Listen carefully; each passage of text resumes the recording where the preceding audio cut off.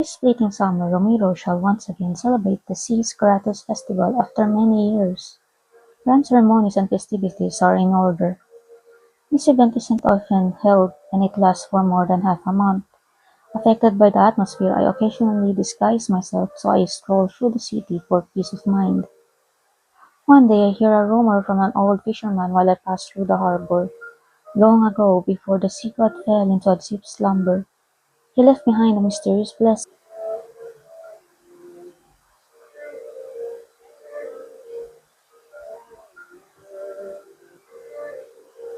Did you actually leave behind a blessing? Is it the pearls from the deep that are mentioned in the tomb of the sea god? Try to remember what happened before you fell asleep. There might be a clue that will help you reclaim your power. Are you even listening to me? No, I am not. Raphael, who's resting his head on my lap, lazily opens his eyes. I let out a small huff and tug at a strand of his hair. I know you're going to say I'm too hasty in believing unverifiable rumors and myths again. Your presumption is incorrect. I did leave something behind. But you can't call it a blessing. It could be a calamity. Finding it might trigger unpredictable consequences. You're just making me more curious about what it actually is. Think about it. When I fell asleep, Romero wasn't founded yet. Should it still exist, where would you even begin your search? I'm not sure. I've unconsciously braided part of his hair. I undo it before Raphael notices. But why did you leave behind a blessing? What were you thinking at the time?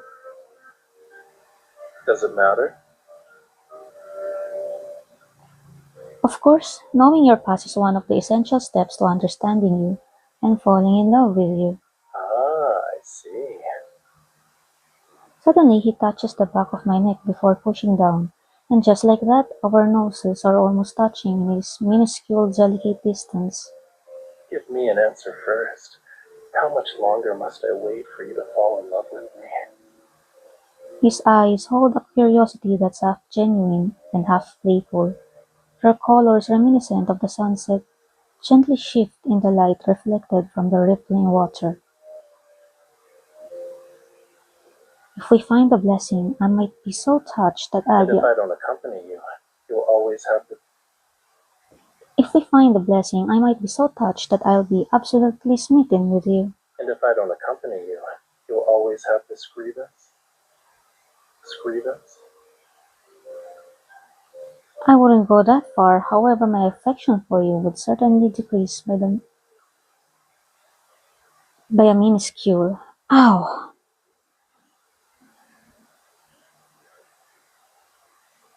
Raphael flicks my forehead, then he sits up and unceremoniously pinches my cheek. In this world, you are the only one who dare to threaten the sea god. I understand, that's how you say yes, am I mistaken?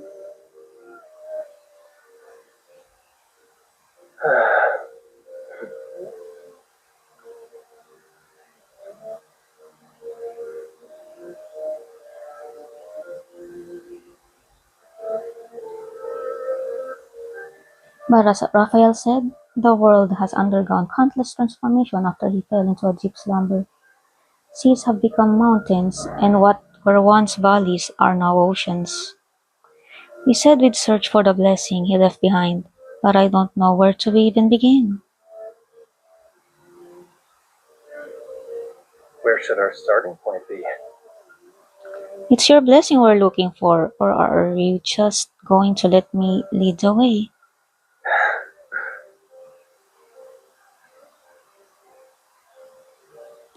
He takes two steps forward and observes Romero in its entirety. The bustling city district lies on one side, while roads stretch toward the vividly picturesque wilderness on the other. If we go to the city, we could get some fried shrimp cakes that are freshly made. But we have clear skies today. Taking a stroll through nature is also a good choice. Truly, we have to make a difficult decision. You and I have different understandings of the word difficult. I mutter quietly. Then I realize we're making a gamble regardless. I might as well go with the flow. Alright, let's go this way first.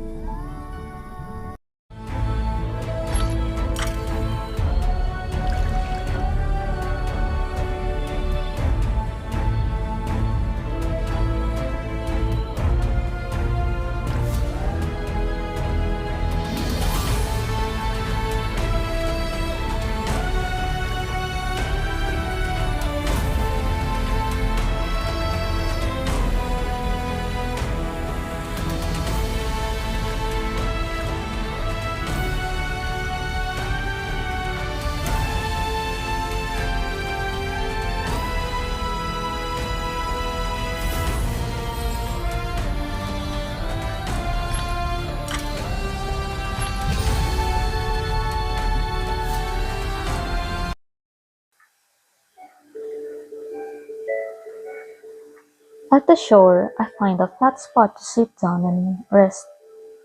Raphael, however, doesn't follow suit. He stares at something in the distance. Why is there a ship here? An old vessel has been washed ashore. Its hull has long since been eroded beyond repair by sea winds and ocean currents. I don't know where it came from, but my mother, the previous Castellan of Romero who brought me back, once said, "It might be from a distant era. People who followed the sea god's guidance left it behind as they departed for a distant voyage." The sea god's guidance? Why do Romero's denizens always invoke my name whenever they act? It's because they fear an uncertain future. They need the sea god to give themselves courage. Unfortunately, they weren't successful. To set sail with guidance that is uncertain, lonely courage deserves recognition. You did the same thing, did you not? You knew nothing of my identity, yet you took a leap of faith and jumped into the sea to find me. I'll take that as a compliment.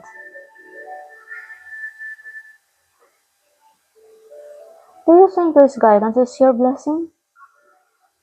Using my divine gaze given to me by my godly authority, I only see your wish to look for clues in that old ship. Look at that damaged hull. Even if you are correct in assuming something was left behind, the sea would have already claimed it eons ago, or someone picked it up. However, if you want to hunt for treasure, then hunt for treasure we shall.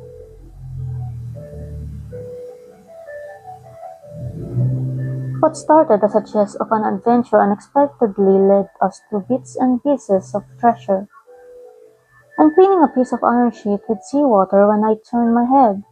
Raphael is holding the remains of a letter opener's handle. He's deep in thought. That look on your face has a memory related to the blessing you surfaced? Of course not.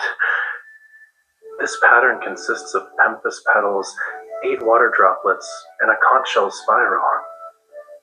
I lean in to get a closer look, but the object is so corroded that I can't make out anything. You can see all of that? Your divine gaze is godly in every sense of the word, huh?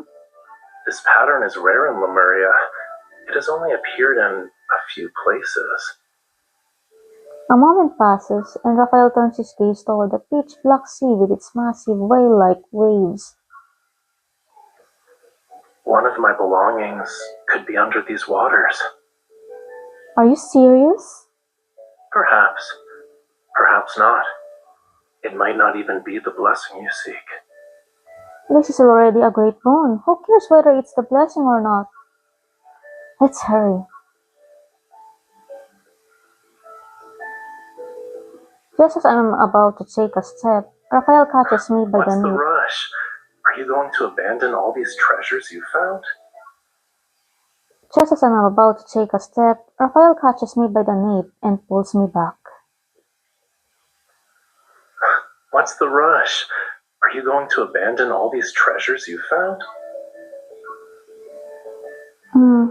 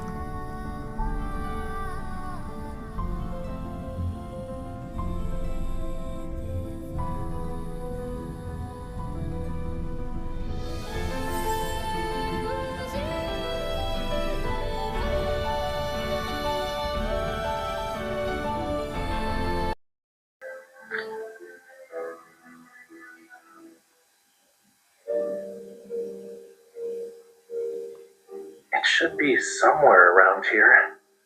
Raphael leads me to stand under a tall coral structure. With a graceful movement of his fingertips, the sand on the seabed begins to ripple like water. Seconds pass, and a box encrusted with barnacles emerges. It's carried by the current until it floats gently into Raphael's hand. A conch shell? Inside the open box rests a blue conch. Its surface gleams with a luster as clear as flowing seawater. This is a conch that can store sounds. Inside it should be my voice from a time before I fell asleep. Hmm? Do you recall the pattern you saw earlier? The spiral shell motif originated from this conch. That's how you remembered you left this conch behind. It was speculation at best. Raphael traces the patterns on the shell, and a translucent bubble slowly emerges from its opening. The surrounding light seemingly dims as the bubble floats between us. It emits a soft blue glow reminiscent of moonlight.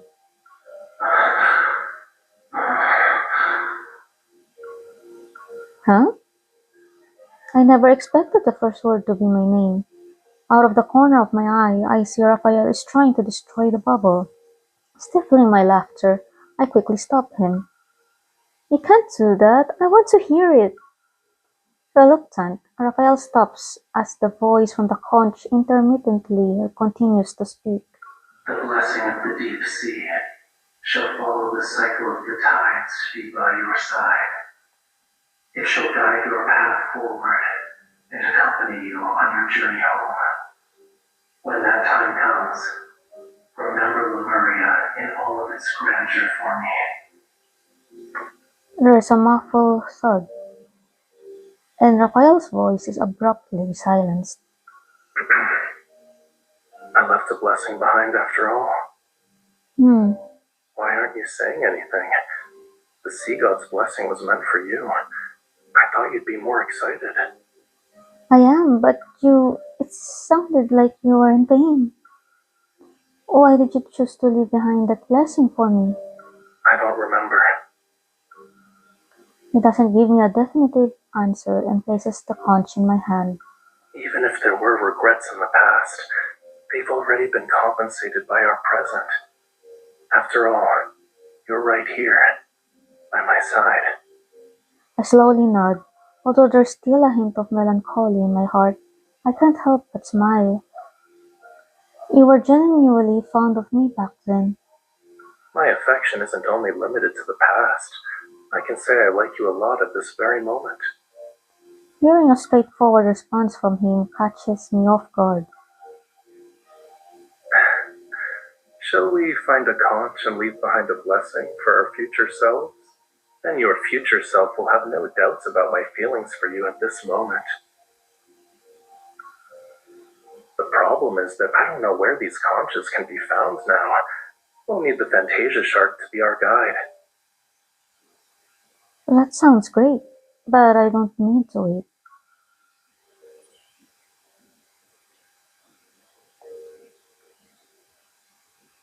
I take his outstretched hand and gently move it back and forth.